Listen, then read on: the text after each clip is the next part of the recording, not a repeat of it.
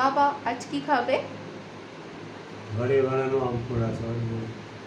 ঠিক আছে, তো সবার আগে খুবই কশিয়াসলি আমগুলোকে আমরা এরকম করে আগুনের ওপর ডাইরেক্ট প্লেস করে দেবো। ঠিক আছে, চিমটির সাহায্যে, কেননা আম পোড়া, তো আমগুলোকে পোড়াতে হবে। তো এখানে আমি 3টে আম নিয়েছি। ঠিক আছে, এইরকম করে আমি দেখাতে থাকবো যে কি করে পোড়া হবে। 4টে সাইডে আমি ঘুরিয়ে ঘুরিয়ে চিমটির সাহায্যে পুড়িয়ে নেব। ঠিক আছে, দেখুন আমের একটা সাইড ভালো মতো পুড়ে গেছে, ব্ল্যাক হয়ে গেছে। এবার আর একটা সাইডও আমরা পাল্টে নেব।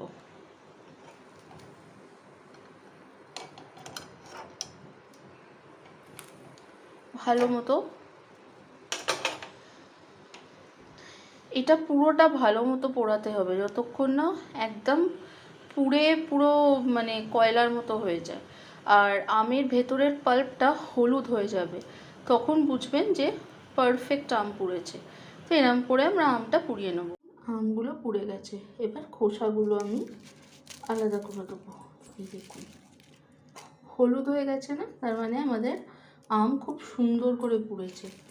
কত ইজিলি খোসাগুলো বেরিয়ে আসছে দেখুন। কালো যত খোসা আছে আমরা সব রিমুভ করে দেবো। ঠিক আছে,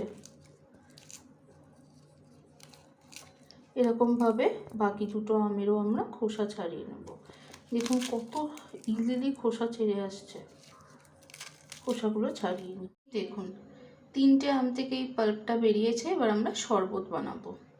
তো আমি একটা জগে শরবত বানাচ্ছি। তো আমি দেখুন এটা হচ্ছে আমের পাল্প। এবার আমরা শরবত বানাবো। তো আমি একটা এরকম স্টিলের জগ নিয়েছি। সবার আগে এর ভেতরে আমের পাল্প দিয়ে দেবো। এবার আমরা একে একে শরবত বানাবো। সবার আগে আমরা এতে মিছরি দেব। আপনারা চাইলে চিনিও দিতে পারেন। এই যে এটা পরে নাড়ার পর যদি আরও দরকার হয় আমি আরও দিই, টক তাই আর একটা দিয়ে দিচ্ছি। এবার বিট নুন দেব। এই যে এটা বিট নুন দিলাম। এবার এটা হচ্ছে আমার বাড়িতে তৈরি ভাজা জিরে। ঠিক আছে, আলু পেঁয়াজটা এতে দেবো না, এটা জাস্ট ফর শো। এবার এতটা জিরে গুঁড়ো আমি দিয়ে দেবো। এটা বাড়িতে জিরে ভেজে গুঁড়ো করা, এর আলাদাই অ্যারোমা। এবার এতে জল প্রথমে এতটাই জল মেশাবো আর এটাকে মিক্স করে নেব। দেখুন এটা এবার একটু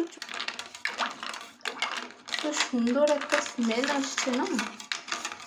এবার মিছরিটা একটু টাইম লাগে ভিজতে, তো এটা আমরা ফ্রিজে রেখে দেবো। এই কালারটা দেখছেন, আম পোড়ার শরবত। এতে কোনো আর্টিফিশিয়াল কালার নেই, কিচ্ছু নেই। এই গরমে এর থেকে ভালো কিচ্ছু ড্রিঙ্ক হতে পারে না।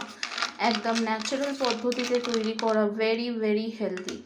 হাইড্রেট করবে, পেট ঠান্ডা করবে, ডাইজেশনে সাহায্য করবে। কাঁচা আমের ঠান্ডা ঠান্ডা আম পোড়া শরবত।